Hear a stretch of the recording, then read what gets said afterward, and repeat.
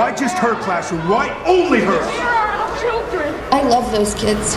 I have to say this is probably one of the harder press days to do because I do not know how to talk about this movie without talking about what happens. Sorry. Yeah. So let's just start. What WTF is Weapons? Weapons is a mystery, thriller, horror, comedy. Not little comedy in there.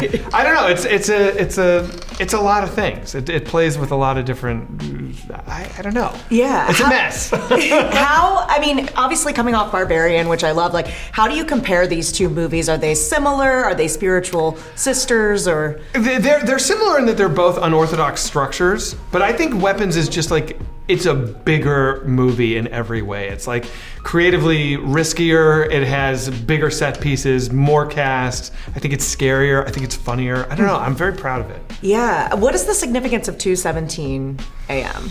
It's a detail that I thought would just lodge in the characters' brains. Why 217? Yeah. And so I just thought it was sticky. You know, the number itself is debatably significant, but just the fact that there is a number, I thought was like, that's the point. Yeah. Is it true when you started writing, you kind of started with this idea of the kids leaving at Yes. 2:17, but didn't actually know where you were going to go? I did not know. Can you talk to me a little bit about that and how that process was I'm for just you? typing. I'm honestly, all right, this girl says this is a true story. That's the first line. Okay, what is the story? I don't know. These kids went out of the house. Okay, really? Where'd they go? I don't know. And I knew as I was writing it, okay, so these kids all left the house. They didn't show up in class. All right, so now I've got a teacher. I can have an angry parent. So that's kind of all I got as I'm getting into it. And then I was like, I know I want a cop somehow. I just knew I needed a cop. Yeah. But I didn't know where they went. And so it wasn't until like a few days in and I'm like maybe approaching the halfway point where I'm like, I gotta figure this out or I'm gonna have a real problem. You know, because I have a lot of scripts that kind of do this and I don't land the plane. So that moment where I kind of like had the aha, you know, that was a good day.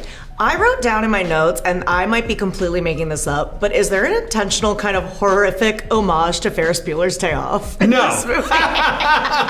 no Ferris Bueller in here. Although, wait, tell me what you're thinking. Okay, so it's like, without spoiling it, there's a moment where people are like going through yards and houses, and it Yeah. reminded me of when Ferris Bueller's trying to get home before his parents Oh yeah, do. he hops the gate. No, I think to me it's more about that sequence you're referencing. I think is more of a Raising Arizona okay. kind of thing. You know, where they're running through all the different houses I and the wrote it dogs are down chasing. so confidently. As I wrote down a lot of things very confidently, and then it's such a fun like mystery to unravel as a viewer too. Oh, good. Now, obviously, you have these very original, wholly creative ideas. So I'm curious, coming from that, what is so appealing to you about Resident Evil?